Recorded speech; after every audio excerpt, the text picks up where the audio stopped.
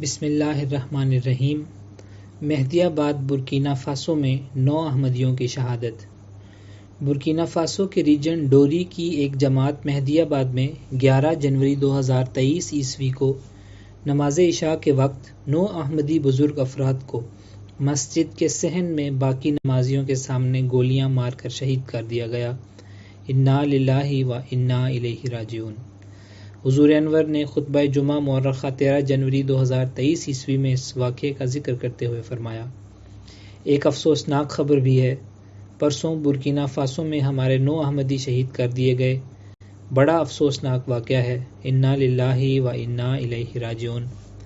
بڑے ظالمانہ طریقے سے ان کو شہید کیا گیا۔ ان کے ایمان کا امتحان بھی تھا جس پر وہ ثابت قدم رہے، یہ نہیں کہ اندھا دھند فائرنگ کر کے، بلکہ ہر ایک کو بلا بلا کے شہید کیا۔ لیکن بہرحال اس کی تفصیلات کچھ آئی ہیں، کچھ آ رہی ہیں، اس لیے انشاءاللہ ان کا تفصیلی ذکر میں اگلے جمعے میں کروں گا۔ اللہ تعالیٰ ان سے رحم کا سلوک فرمائے، ان سب کے درجات بلند کرے۔ دعا بھی کرتے رہیں۔ دہشت گرد جو آئے تھے وہ دھمکی دے کر گئے ہیں کہ اگر دوبارہ مسجد کھولی تو ہم دوبارہ آئیں گے اور حملہ کریں گے۔ اللہ تعالیٰ وہاں کے احمدیوں کو ان کے شر سے محفوظ رکھے۔ بہرحال تفصیلی ذکر انشاءاللہ تعالیٰ آئندہ ہفتے کروں گا۔ برکینا فاسو میں دہشت گرد حملے کے نتیجے میں 9 احمدیوں کو صفاقانہ طور پر شہید کر دیا گیا۔ مورخہ 12 جنوری 2023 عیسوی کو جماعت احمدیہ کے مرکزی شعبہ پریس اینڈ میڈیا کی جانب سے جاری کردہ پریس ریلیز میں بتایا گیا کہ مورخہ 11 جنوری 2023 عیسوی بروز بدھ برکینا فاسو میں جماعت احمدیہ کی ایک مسجد میں دہشت گردوں نے حملہ کر کے 9 افراد کو شہید کر دیا۔ انا للہ و انا الیہ راجعون۔ مہدی آباد گاؤں میں مقامی افراد نماز عشاء کے لیے مسجد میں جمع تھے۔ برکینا فاسو کے شمالی علاقے کے شہر ڈوری کے قریب واقع یہ گاؤں جماعت احمدیہ نے 2008 عیسوی میں تعمیر کیا تھا، جہاں 650 افراد مقیم ہیں۔ نماز عشاء کی اذان کے وقت 8 مسلح افراد احمدیہ مسجد میں آئے اور نمازیوں کو دھمکانا شروع کر دیا۔ دہشت گردوں نے 9 افراد بشمول امام مسجد کو باقی نمازیوں سے الگ کیا اور انہیں جبراً مسجد سے باہر نکال کر انتہائی صفاقانہ و بہیمانہ طریق پر شہید کر دیا۔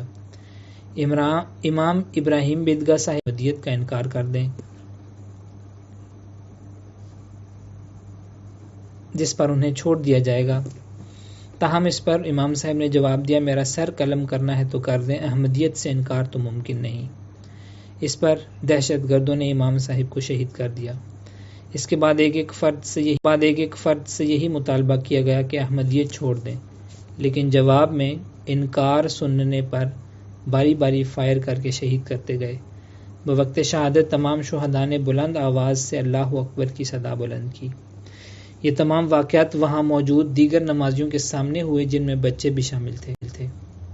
مسلح افراد نے مسجد میں موجود باقی لوگوں سے کہا کہ آپ لوگ احمدیت چھوڑ دیں، ہم پھر آئیں گے، اور اگر آپ لوگوں نے احمدیت ترک نہ کی یا کسی نے یہ مسجد دوبارہ کھولنے کی کوشش کی تو سب کو ختم کر دیا جائے گا۔ مسلح افراد نے اس قدر خوف کی فضا پیدا کی تھی، جس مقام پر شہادتیں ہوئیں، شہداء کے اجساد خاکی رات بھر اسی جگہ پڑے رہے، کیونکہ خدشہ تھا کہ دہشت گرد گاؤں سے باہر نہیں گئے اور اگر کوئی لاشیں اٹھانے گیا تو اسے بھی مار دیا جائے گا۔ چنانچہ اگلے روز شہداء کی تدفین کر دی گئی۔ جماعت احمدیہ کے ایک ترجمہ کہ دنیا بھر میں ہماری جماعت ایک خاندان کی مانند ہے، چنانچہ ہمارے دل اپنے بھائیوں کے صفاقانہ قتل پر غمزدہ ہیں اور ہم ان کے پیاروں کے غم میں برابر کے شریک ہیں۔ ہم دعا کرتے ہیں اللہ تعالیٰ ان شہداء کو اپنے سایہ رحمت میں جگہ عطا فرمائے۔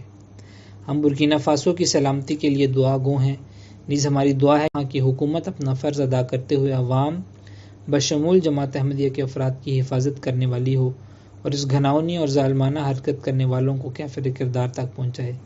یاد رہے کہ جماعت احمدیہ کو اپنے عقائد کی وجہ سے بہت سے مسلمان ممالک میں سرکاری اور غیر سرکاری کارندوں کی طرف سے مخالفت کا سامنا ہے۔ 2010 عیسوی میں لاہور میں متعدد احمدیوں کو شہید کر دیا گیا جب دہشت گردوں نے بیک وقت 2 احمدیہ مساجد پر حملہ کیا۔ مرکزی press and media office UK۔ شہداء کے نام۔